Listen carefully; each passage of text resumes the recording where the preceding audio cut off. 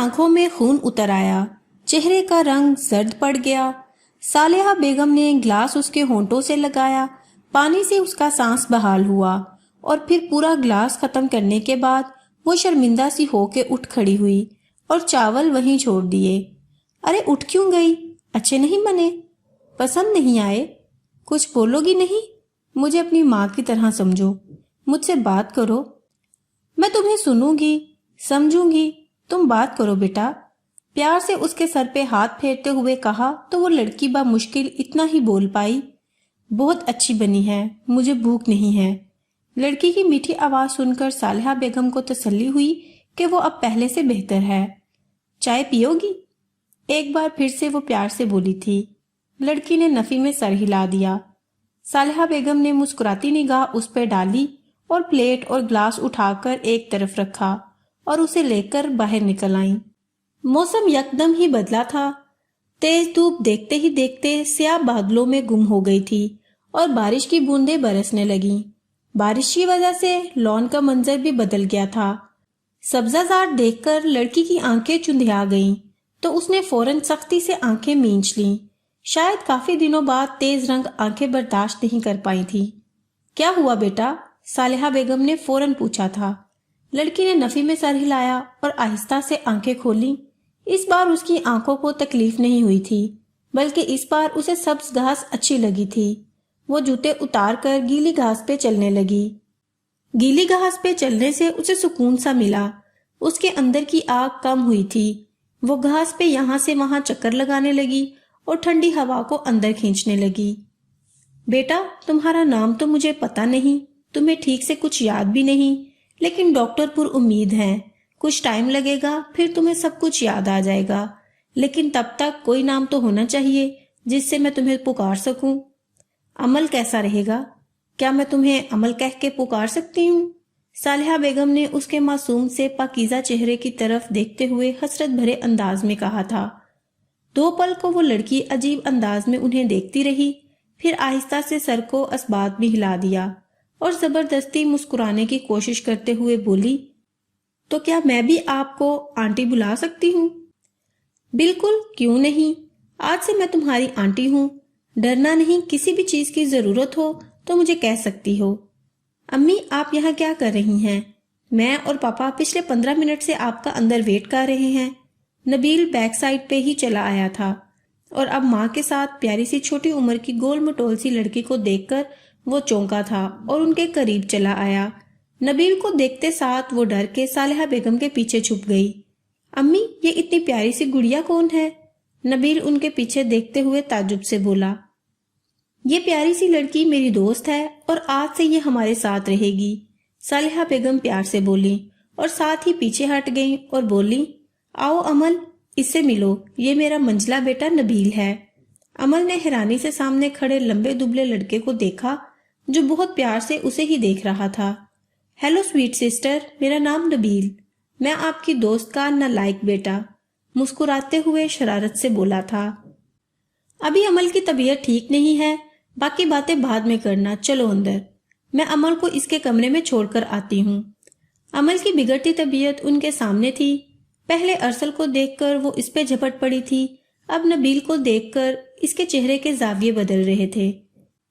लेकिन वो इस बार नबील पे झपटी नहीं थी, लेकिन उसके तासुरात देखकर लग रहा था कि वो ऐसा कर गुजरेगी, इसलिए वो फौरन बोल उठी थी। माँ की बात को सुनते और समझते हुए नबील एक मीठी सी निगाहें अनजान लड़की पर डालकर अंदर चला गया। आओ अमल, तुम्हारी दवा का टाइम हो गया है, इसके बाद तुम रेस्ट करना और किसी भी चीज की जरूरत हो तो मुझे इन्फॉर्म करना, मैं यही हूँ, घबराने की जरूरत नहीं। सालेहा उसे ताकीद करते हुए साथ लगाकर अंदर ले गई। कौन है वो लड़की? अरसल किस लड़की को उठा लाया है? पता नहीं कौन है, क्या चक्कर है, और वो मुंह उठाकर उसे घर ले आया।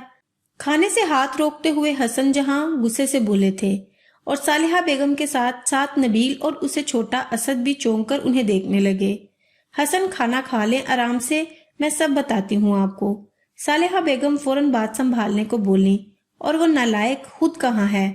गैर लड़की को घर पर छोड़कर खुद गायब हो गया है। वो एक बार फिर से बिफरे हुए शेर की तरह बोले थे। उसकी कॉल आई थी, اس کے کسی دوست کی نسبت طے ہوئی ہے، اس نے سب دوستوں کو پارٹی دی ہے، اس لیے دوستوں کے ساتھ باہر نکلا ہے، تھوڑی دیر تک آ جائے گا، صالحہ بیگم ڈرتے ڈرتے بولی تھی۔ کھانا نوش فرمانے گئے ہیں اور پتہ نہیں کس مصیبت کو ہمارے پلے باندھ گئے نواب زادے، حسن جہاں منہ بسورتے ہوئے بولے اور نیپکن سے ہاتھ صاف کرتے ہوئے اٹھ کر اندر چلے گئے۔ تم لوگ کھانا کھاؤ، میں آتی ہوں۔ امی ویسے وہ لڑکی ہے کون اور ارسل کو کہاں ملی؟ تعجب والی بات ہے نا، اسے راستے میں چلتے ہوئے لڑکی ملی اور وہ اسے اٹھا کر گھر لے آیا۔ پاپا کا ری ایکشن اپنی جگہ بالکل ٹھیک ہے امی۔ ماں کو اٹھتا دیکھ نبیل فوراً بولا تھا، دیکھو نبیل، ابھی ارسل آ جائے گا تو اسے خود ہی پوچھ لینا کہ راہ چلتے اسے یہ لڑکی کہاں، کب اور کیسے مل گئی۔ ابھی تمہارے پاپا غصے میں ہیں، مجھے ان کو دیکھ لینے دو، کھانا کھاؤ آرام سے، میں آتی ہوں۔ صالحہ بیگم اپنی بات پوری کرتے ہی چلی گئیں، جبکہ نبیل سوچ میں گم ہو گیا اور اسد بھی بھائی کو دیکھتے ہوئے کھانے سے ہاتھ روک کر اسے دیکھنے لگا۔ صالحہ بیگم نے کمرے میں داخل ہو کر چائے کا کپ حسن جہاں کی طرف بڑھایا تو وہ فوراً بولے، تو کیا کہہ رہی تھی آپ اس لڑکی کے بارے میں؟ کون ہے وہ؟ کب سے ہے یہاں اور کب تک یہاں رہے گی؟ ایک بات سن لے بیگم، میں کسی انجان لڑکی کو اپنے گھر ٹھہرنے کی اجازت ہرگز نہیں دوں گا۔ حسن غصہ تھوک دے، پتہ نہیں کون ہے، کہاں سے آئی ہے، کن کی بچی ہے، وہ لوگ بھی تو کتنے پریشان ہوں گے، 5 دن سے جوان بچی غائب ہے، اس کے ماں باپ پہ کیا گزر رہی ہوگی۔ ہارون بھائی صاحب کا کہنا ہے لڑکی بہت ذہنی دباؤ کا شکار رہی ہے، اوپر سے اسے کچھ یاد بھی نہیں آ رہا کہ کون ہے، کیا نام ہے، کہاں سے آئی ہے، اس کا گھر کہاں ہے۔ میں نے آج سارا دن اس کے ساتھ گزارا ہے۔ حسن، وہ بہت ہی پیاری اور معصوم ہے، آپ اسے ملیں گے تو وہ آپ کو بھی پسند آئے گی، آپ ایک بار۔ صالحہ بیگم کی بات حسن جہاں نے ہاتھ کے اشارے سے کاٹی تھی۔ بیگم میری بات کان کھول کے سن لے، وہ لڑکی کون ہے، کیسی ہے، کیا ہے، مجھے ان سب باتوں سے کچھ لینا دینا نہیں، وہ لڑکی مجھے میرے گھر میں ہرگز نہیں چاہیے۔ 1-2 دن کا ٹائم دے رہا ہوں، ارسل کو بولیں جہاں سے لے کر آیا ہے وہیں اسے واپس چھوڑ کر آئے۔ حسن جہاں نے 2 ٹوک کہا تھا۔ خدا کے لیے حسن اتنے سنگ دل نہ بنے، جوان جہان لڑکی ہے، اوپر سے کچھ یاد بھی نہیں، ایسے میں کہاں جائے گی وہ؟ اور وہ یہاں سے نکال دینے کے بعد وہ پھر سے کسی غلط ہاتھوں میں پھنس گئی تو کیا جواب دیں گے ہم اپنے اللہ کو؟ عورت کے پاس عزت کے سوا کچھ نہیں ہوتا، اور اگر عزت بھی نہ رہے تو عورت کے پاس باقی کیا رہ جاتا ہے؟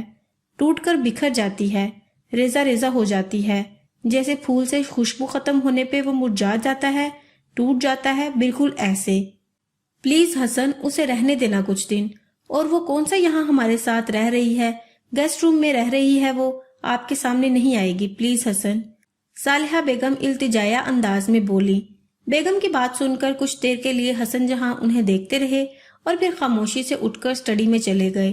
صالحہ بیگم انہیں بس دیکھ کر رہ گئی۔ آپ یہاں اس وقت؟ آپ کو ریسٹ کی ضرورت ہے محترمہ، پھر آپ اس وقت یہاں کیا کر رہی ہیں؟ وہ لیٹ گھر آیا تھا اور اس وقت گارڈن ایریا میں اس لڑکی کو دیکھ کر تعجب سے بولا تھا۔ ارسل کی آواز سن کر وہ بری طرح چونک کر مڑی تھی۔ رات کے سیاہ اندھیرے میں ایک بار پھر سے غیر مرد کو اپنے سامنے دیکھ کر اس کی سانسیں تیز تیز چلنے لگی تھی۔ ڈر اور خوف کے تاثرات اس کے چہرے سے عیاں ہونے لگے۔ پلیز ریلیکس، یہ میرا گھر ہے اور یہاں میری فیملی رہتی ہے، وہ جو آپ کی دوست بنی ہے وہ میری امی ہے، آپ یہاں سیف ہیں، ڈرنے کی ضرورت نہیں ہے محترمہ، جائیں آرام کریں، رات بہت ہو گئی ہے۔ میرا نام عمل ہے، بار بار محترمہ مت کہیں۔ وہ پلٹنے لگا تھا جب وہ ڈری سہمی سی لڑکی آہستہ سے بولی تھی۔ ارسل نے چونک کر اسے دیکھا اور پھر بولا، عمل؟ ارے ارسل بیٹا، آ گئے تم؟ کب سے تمہاری راہ دیکھ رہی ہوں اور تمہارے پاپا تمہیں بلا رہے ہیں، اتنی دیر کیوں لگا دی؟ صالحہ بیگم فکر مندی سے بولی تھی۔ وہ امی، بس دوستوں میں ٹائم کا پتہ ہی نہیں چلا۔ اور آپ نے سنا اس نے اپنا نام؟ عمل نام میں نے دیا ہے اسے کچھ بھی یاد نہیں ہے، اور ہارون انکل کی بات یاد ہے نا تمہیں؟ صالحہ بیگم اینڈ پہ دان پیستے ہوئے بولی تو ارسل ساری بات سمجھتے ہوئے سر ہلاتا ہوا اندر چلا گیا، جبکہ عمل نے عجیب سی نظروں سے دونوں کو دیکھا تھا۔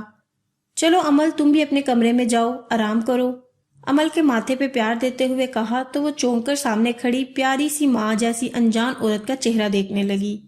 ہاں بھائی برخوردار، اور کتنے دن اس مصیبت کو ہمارے گلے باندھ کر رکھنا چاہتے ہو؟ سیڑھیوں کی طرف جاتے اس کے قدم تھم سے گئے تھے۔ اس نے پلٹ کر دیکھا تو حسن جہاں کینہ توز نظریں اس پہ جمائے ہوئے تھے۔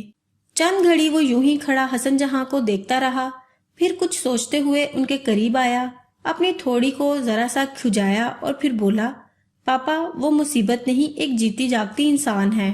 وہ اس وقت مصیبت میں تھی اور اخلاقی طور پر میرا فرض بنتا تھا کہ میں اس کی مدد کروں، اور جو مجھے ٹھیک لگا وہ میں نے کیا۔ مدد کرنے کا اتنا ہی شوق چڑھا تھا تو اسے کسی سرکاری ہسپتال میں بھرتی کرواتے۔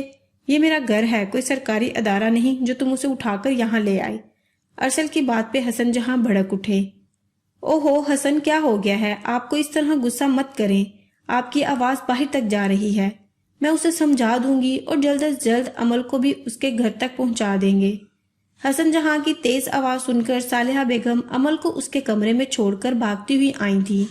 وہ جانتی تھی باپ بیٹے کی کبھی نہیں بنی۔ یہ سب کچھ آپ کے زیادہ لاڈ پیار کا نتیجہ ہے بیگم، جبھی یہ اتنا خود سر ہو گیا ہے کہ باپ کے سامنے کھڑا ہو کر کہہ رہا ہے مجھے جو ٹھیک لگا میں نے وہ کیا، میں نے کچھ غلط نہیں کیا، میں اپنی بات پہ ابھی بھی قائم ہوں، مجھے کوئی شرمندگی نہیں۔ ارسل نہ چاہتے ہوئے بھی تلخ ہو گیا۔ تمہیں کوئی شرمندگی کیوں ہوگی؟ اس نام کو، اس کاروبار کو، اس عزت کو بنانے میں مجھے ساری عمر لگ گئی۔ یہ سب میری محنت کی کمائی ہے، یہ میری حلال کی کمائی ہے، حرام کی کمائی نہیں جو تم اس طرح کسی پر بھی لٹاتے پھرو۔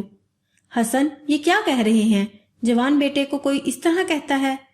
صالحہ بیگم تڑپ کر بولی، نہیں امی، آج انہیں بول لینے دیں۔ تو کیا کہہ رہے تھے آپ پاپا؟ یہ دولت، یہ شہرت، عزت آپ نے برسوں محنت کر کے کمائی ہے اور ہم اسے لٹا رہے ہیں۔ حد ادب ارسل۔ حسن جہاں نے غصے سے ارسل کو دیکھا تھا۔ ارسل پاپا کے ساتھ بحث مت کرو، چلو میرے ساتھ۔ نبیل اور چھوٹا اسد بھی باپ کی اونچی آواز سن کر نیچے آئے تھے اور نبیل بات بگڑتی دیکھ کر ارسل کا ہاتھ کھینچتے ہوئے اوپر لے گیا۔ چھوڑو میرا ہاتھ نبیل، آج مجھے پاپا سے بات کر ہی لینے دو۔ وہ غصے سے ہاتھ چھڑواتے ہوئے بولا، پاگل پن مت کرو ارسل، پاپا غصے میں ہیں اور بات بڑھے گی، اپنا نہیں تو امی کا خیال کر لو، چلو میرے ساتھ۔ نبیل اسے سمجھاتے ہوئے اندر لے آیا۔ دیکھو ارسل، پاپا کا غصہ اس وقت جائز ہے، بنا جان پہچان کے تم کسی بھی لڑکی کو اٹھا کر گھر لے آؤ گے تو ظاہر سی بات ہے کوئی بھی بندہ ریئیکٹ کرے گا۔ دیکھو میں یہ نہیں کہہ رہا کہ تم غلط ہو، لیکن سوچو اگر جو وہ کوئی فراڈ نکلی پھر؟ تمہیں پتہ ہے نا آج کل 90% لڑکی غلط کاموں میں ملوث ہیں، ان کے گینگ بنے ہوئے ہیں۔ پچھلے کچھ دنوں سے وہ لڑکی مسلسل بے ہوش ہے نبیل، ہوش آنے پہ وہ سب کچھ بھول چکی ہے۔ چلو میں غلط ہوں، ہو سکتا ہے وہ لڑکی بھی غلط ہو، پر رپورٹس تو غلط نہیں ہو سکتی نا، اور انکل ہارون وہ بھی تو جھوٹ نہیں بول سکتے نا۔ ان کا کہنا ہے وہ لڑکی ذہنی دباؤ کا شکار رہی ہے، اس کی کنڈیشن ٹھیک نہیں ہے، ایسے میں اسے گھر سے نکال دیا اور وہ واپس انہی لوگوں کے ہاتھ لگ گئی جن سے میں اسے بچا کر لایا تھا، تو پھر ہم کیسے خود کو معاف کریں گے؟ ارسل اپنی بات پہ زور دیتے ہوئے بولا۔ جبھی نبیل اسے دیکھ کر رہ گیا اور پھر بولا، اچھا ٹھیک ہے، تم پریشان نہ ہو، مجھے امید ہے آج کل میں اسے سب یاد آ جائے گا اور پھر اس سے اس کے گھر والوں تک پہنچانے میں ہم اس کی پوری مدد کریں گے، لیکن تب تک تم پاپا سے بالکل نہیں الجھو گے، اوکے؟ میں نہیں، پاپا میرے سے الجھتے رہتے ہیں، جب تک مجھے کچھ سنا نہ لیں پاپا کا کھانا کہاں ہضم ہوتا ہے۔ ارسل پاپا نے مجھے اور اسد کو تو کبھی کچھ نہیں کہا، پھر تم سے ہی کیوں الجھیں گے وہ؟ تم اپنا رویہ ٹھیک کرو، دیکھنا پاپا کا رویہ بھی ٹھیک ہو جائے گا۔ تمہارے اور اسد کے ساتھ اس لیے ٹھیک ہے کیونکہ تم دونوں وہ کرتے ہو جو وہ چاہتے ہیں، پر میں ایسا کچھ نہیں کرنے والا، میں وہی کروں گا جو میرا دل ہوگا۔ میں اپنی زندگی کا مالک خود ہوں، پاپا کے حکم پر سر ہم نہیں کروں گا۔ ٹھیک ہے، جو مرضی کرو۔ ارسل کو کسی طور جھکتے نہ پا کر نبیل منہ بسورتے ہوئے وہاں سے چلا گیا اور ارسل گہری سوچ میں ڈوبتے چلا گیا۔ کہاں تھا تو اور اتنے دن یونیورسٹی کیوں نہیں آیا؟ ارسل کو دیکھ کر یاور گرجتے ہوئے بولا، ابے چھوڑو، یہ دوست نہیں رہا ہمارا، مجھے تو لگتا ہے کوئی لڑکی کا چکر ہے، ورنہ یہ ہم سے اتنے دن بنا کانٹیکٹ کے کیسے رہا؟ ہاں بھائی، معشوقہ آ جائے تو یاروں کو خیر آباد ہی کہا جاتا ہے۔ اس بار شاہ نواز منہ بسورتے ہوئے بولا، جبکہ اس کے ساتھ کھڑا علی خاموش رہا۔ اسے پتا تھا باقی کے تینوں مل کر ارسل کی اچھی خاصی کرنے والے ہیں، اس لیے اس نے خاموش رہنے میں ہی غنیمت جانی۔ ارسل خاموش کیوں ہو؟ کہاں تھے تمہیں پتا ہے ہم کتنے پریشان تھے، تمہارا فون آف تھا، گھر آنے سے تم نے منع کیا ہوا ہے، ورنہ میں تمہارے گھر آنے والی تھی۔ ارے میرے دوست کچھ بولو، گونگے تو نہیں ہو؟ عشق نے تمہیں گونگا تو نہیں کر دیا؟ علیزے کے بعد شاہ نواز دوبارہ بولا تھا۔ تم سب اپنی اپنی چونچ بند کرو گے تبھی کچھ بولوں گا نا۔ قسم سے اللہ دوست دے تو اچھے دے، تم سب جیسے کمینے دوست اللہ کسی کو نہ دے۔ مطلب حد ہے نا، بجائے یہ پوچھنے کے کہ میں کہاں تھا، ٹھیک تو تھا، کوئی مسئلہ تو نہیں درپیش آیا، تم لوگ اپنی بانگیں چھوڑ رہے ہو۔ تم کیوں خاموش ہو؟ نہیں نہیں، تم بھی کسر پوری کر لو، تمہیں کچھ پوچھنا ہے تو پوچھ لو۔ علی کو خاموش پا کر ارسل کا سارا غصہ اسی پہ نکلا۔ ہر بار ایسا ہی تو ہوتا تھا، ارسل کا سارا غصہ وہی تو برداشت کرتا تھا۔ ارسل کی دوستی اسی کے ساتھ تھی، یا شاید ارسل کا غصہ علی کے علاوہ اور کوئی برداشت نہیں کر سکتا تھا۔ نہیں نہیں، مجھے کچھ نہیں کہنا، جو کچھ کہنا تھا وہ یہ سب بول لیے، اس لیے اب میرا بولنا بیکار ہے۔ علی شرافت سے ایک سائڈ پہ ہوتے ہوئے بولا، چل یار ارسل، اب ڈرامے نہ کر اور مدعا بیان کر، کہاں تھا؟ یاور بے صبری سے بولا، یار میں پچھلے ایک ہفتے سے مشکل میں پھنسا ہوا تھا، تم لوگوں کو بتانا چاہتا تھا لیکن پھر یہ خیال ترک کر دیا کہ کہاں تم لوگوں کو پریشان کروں۔ ہوا کیا، یہ بات تو بتاؤ۔ اس بار علیزے نے اس کی بات کاٹتے ہوئے پوچھا تھا۔ علیزے کے پوچھنے کی دیر تھی، ارسل نے اس رات سے لے کر اب تک کا سارا قصہ کہہ سنایا۔ ارسل، تمہاری عقل پہ واقعی پتھر پڑ گئے ہیں، راہ چلتے کسی کو بھی اٹھا کر گھر لاؤ گے تو انکل کا ری ایکشن تو ایسا ہی ہوگا نا۔ اب وہ تمہیں پھولوں کے ہار ڈالنے سے تو رہے۔ میں اس بار انکل کے غصے سے ایگری کرتی ہوں، علیزے جنجناتے ہوئے بولی۔ ہاں یار، علیزے ٹھیک کہہ رہی ہے۔ کون ہے، کہاں سے آئی ہے، کیا چکر ہے؟ خدا نہ خواستہ تو کسی مصیبت میں نہ پڑ جائے۔ آج کل کسی کی مدد کرنا تو خود کو مصیبت میں ڈالنے کے مترادف ہے باس۔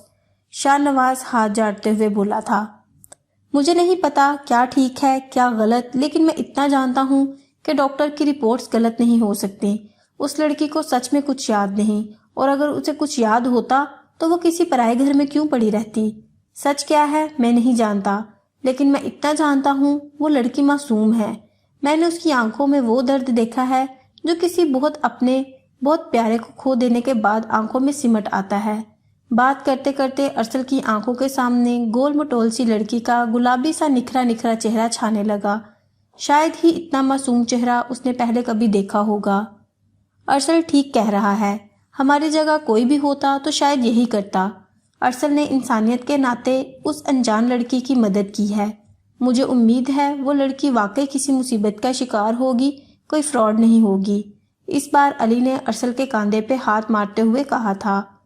مجھے پتا تھا، اور کوئی سمجھے نہ سمجھے تو مجھے ضرور سمجھے گا، ارسل علی کو گلے لگاتے ہوئے بولا تھا۔ علیزے نے گہری نظروں سے علی کو دیکھا اور ناگواری سے چہرہ دوسری طرف پھیر لیا۔ اسے شروع سے لگتا تھا کہ علی اس کے اور ارسل کے بیچ دیوار بنا رہتا ہے۔ جب جب وہ ارسل کے قریب ہونے کی کوشش کرتی تبھی علی بیچ میں آ جاتا۔ اب وہ اتفاقاً بیچ میں آ جاتا تھا یا جان بوجھ کر، یہ تو علی ہی بہتر جانتا تھا، کیونکہ اسے پہلے دن سے ہی علیزے اچھی نہیں لگی تھی اور نہ ہی ارسل کے ساتھ اس کا بار بار چپکنا اسے پسند تھا۔ علی اور ارسل بچپن کے دوست تھے، جبکہ علیزے، شاہ نواز اور یاور کالج میں دوست بنے اور اب یونیورسٹی میں بھی ساتھ ساتھ تھے۔ مانو نہ مانو ایک دن یہ اسٹوپڈ تمہیں ضرور پھنسوائے گا، اور ضروری نہیں نا جو علی بولے وہی ہمیشہ ٹھیک ہو، علیزے جلتے ہوئے بولی۔ علی نے ایک نگاہ علیزے پہ ڈال کر رخ پھیر لیا۔ اسے پتا تھا علیزے اس کا وجود برداشت نہیں کرتی تھی، لیکن وہ بھی دوستی کے ہاتھوں مجبور تھا۔ شاہ نواز نے کنکھیوں سے علیزے کو دیکھا۔ ارسل آؤ نا، مجھے تمہیں کچھ دکھانا ہے، اتنے دنوں سے تم آئے نہیں، میرا تو دل بیٹھا جا رہا تھا۔ علیزے ارسل کا ہاتھ پکڑتے ہوئے اس کے ساتھ تقریباً چپکتے ہوئے بولی تھی اور اس کا ہاتھ کھینچ کر وہاں سے لے گئی۔ شاہ نواز کی غصیلی نظروں نے دور تک ارسل اور علیزے کا تعاقب کیا تھا۔ امل بیٹا، آج تم باہر کیوں نہیں آئی؟ اور یہ کیا، تم نے ابھی تک ناشتہ بھی نہیں کیا؟ تمہیں پتا ہے نا تمہاری میڈیسن کتنی ضروری ہے، نہیں کھاؤ گی تو ٹھیک کیسے ہوگی؟ صالحہ بیگم پیار سے ڈپٹتے ہوئے بولی تو امل بری طرح رونے لگی۔ ارے رو کیوں رہی ہو؟ میرا بچہ ایسے روتے تھوڑی نہ ہے۔ مجھے بتاؤ کیا بات تمہیں پریشان کر رہی ہے؟ کسی نے کچھ کہا ہے کیا؟ آنٹی میں کون ہوں؟ میرا نام کیا ہے؟ میرا گھر، میرے اپنے سب کہاں کھو گئے؟ کوئی مجھے ڈھونڈتا ہوا کیوں نہیں آیا؟ آخر کب تک میں آپ سب پہ بوجھ بنی رہوں گی؟ میرے ساتھ ایسا کیوں ہوا؟ مجھے کچھ یاد کیوں نہیں آتا؟ وہ اپنے بالوں کو نوچتے ہوئے تکلیف سے بولی تھی۔ صالحہ بیگم نے اس کی حالت دیکھتے ہوئے فوراً اسے خود میں بھینچ لیا اور وہ نازک گڑیا کی طرح ممتا کی آغوش میں سما گئی۔ امل، ہم بھی تمہارے اپنے ہیں، تم اکیلی نہیں ہو، ہم سب تمہارے ساتھ ہیں۔ ڈاکٹرز پر امید ہیں، بہت جلد تمہیں سب یاد آ جائے گا اور پھر دیکھنا تم اپنی فیملی کے پاس واپس لوٹ جاؤ گی۔ اور خبردار، جو آئندہ بوجھ بننے والی بات کی تو، بیٹیاں ماں باپ پہ بوجھ نہیں ہوتی۔ اگر کچھ یاد نہیں آتا تو دفع کرو، یاد کرنے کی ضرورت بھی نہیں۔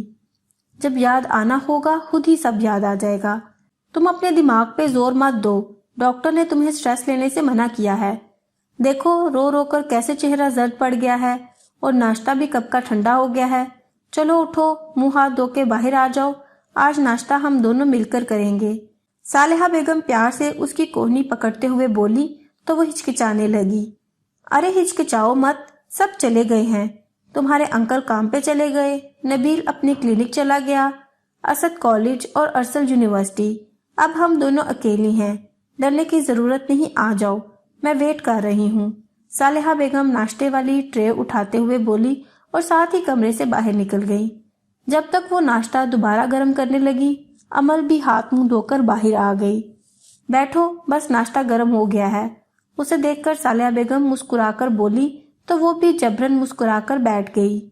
امل، تمہارے پاس کپڑے نہیں ہیں؟ میں سوچ رہی تھی کیوں نہ آج ہم مارکیٹ چلیں، تمہیں بھی چیزوں کی ضرورت ہوگی نا، تو تم بھی اپنی مرضی کا جو چاہے لے لینا۔